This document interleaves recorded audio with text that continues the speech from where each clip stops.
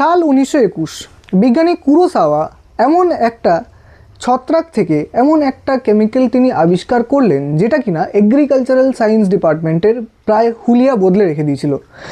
এই একটা ছত্রাক থেকে কেমিক্যাল যেটা বেরিয়েছিল বা তিনি যেটা আবিষ্কার করেছিলেন সেটা উদ্ভিদের এমন ধরনের বৃদ্ধি ঘটাতে সাহায্য করেছিল যার ফলে কিনা উদ্ভিদের বৃদ্ধি প্রায় দ্বিগুণ হয়ে গিয়েছিল এবং যেই সমস্ত সমস্যাগুলো আগেকার সময় ফেস করতে হতো সেগুলো প্রায় করতে হচ্ছিল না। তা কি সেই কেমিক্যাল কোথা থেকে সে পাওয়া গিয়েছিল আর কেনই বা এই যে কেমিক্যালটা এত ইম্পর্ট্যান্ট উদ্ভিদের জন্য সেই সমস্ত কিছুই আমরা আলোচনা করব। আগের দিন আমরা অক্সিন হরমোন নিয়ে আলোচনা করেছিলাম, তো আজকে আমরা আলোচনা করব জিব্বেরেলিন হরমোন নিয়ে। তো চলো বেশি দেরি না করে শুরু করা যাক। জিব্বেরেলিন যদি হরমোনের কথা বলি তাহলে জিব্বেরেলিন, আগে নামটা লিখি, জিব্বেরেলিন এর রাসায়নিক সংকেত যদি আমরা দেখি তার রাসায়নিক সংকেত দাঁড়ায় হচ্ছে C19H22O6। তাহলে রাসায়নিক সংকেত কি? C19H22O6 মানে কি? কার্বনের 19টা পরমাণু আছে, হাইড্রোজেনের 22টা পরমাণু আছে আর অক্সিজেনের 6টা পরমাণু আছে। তাহলে এর যদি আমি রাসায়নিক গঠন দেখি রাসায়নিক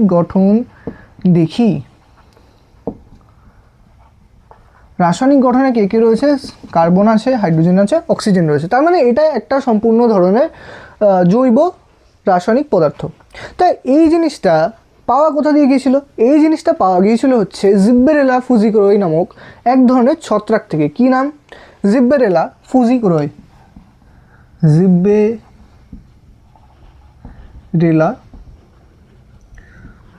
ফুজিকুরোই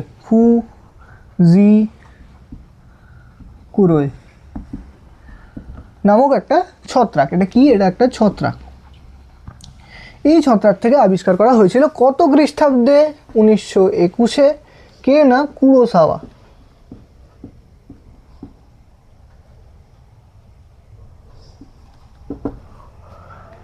বা ইংলিশে যদি লিখি KUROSAWA, কুরোসাওয়া নামক একজন ব্যক্তি এই যে ছত্রাক থেকে কেমিক্যালটা আবিষ্কার করেছিলেন। তাই এই যে জিব্বেরেলিন নামটা এটা কোথা থেকে এসছে? জিব্বেরেলা ফুজিকুরোই থেকে এসছে। তা এটার উৎস কোথায়? উৎস যদি আমরা আলোচনা করি, উৎস হচ্ছে উদ্ভিদের সুপ্তাবস্থায় থাকা বীজ রয়েছে। আচ্ছা, মুকুল অঙ্কুরিত চারাগাছ ইত্যাদি জায়গা থেকে মুকুল অঙ্কুরিত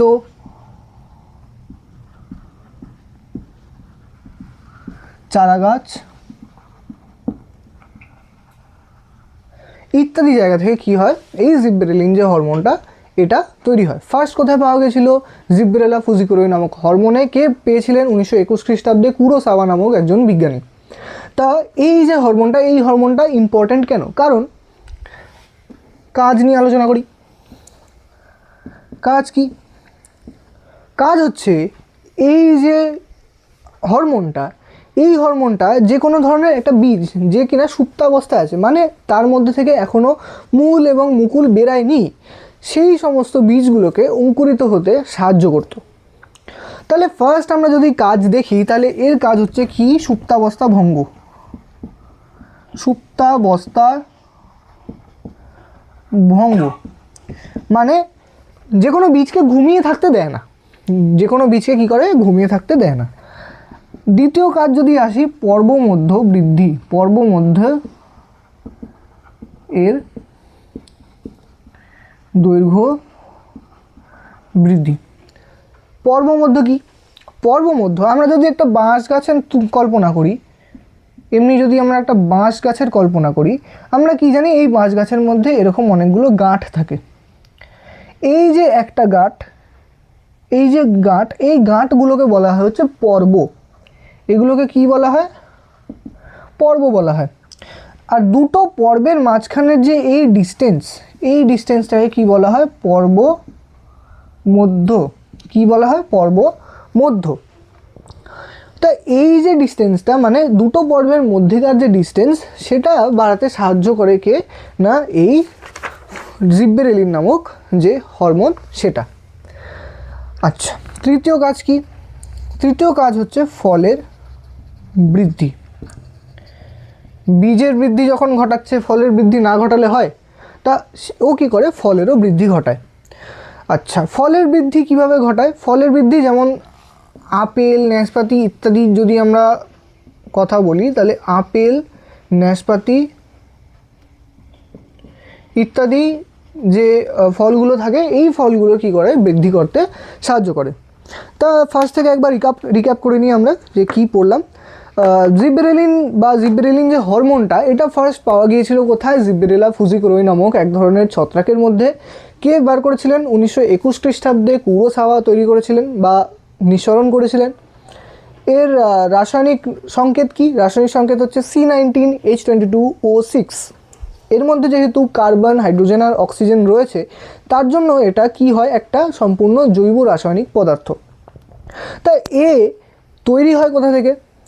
একদম সুপ্তাবস্থায় থাকা বীজ, ভ্রূণ মুকুল ইত্যাদি সমস্ত জায়গাগুলো থেকে এই যে হরমোনটা, সেটা তৈরি হয়।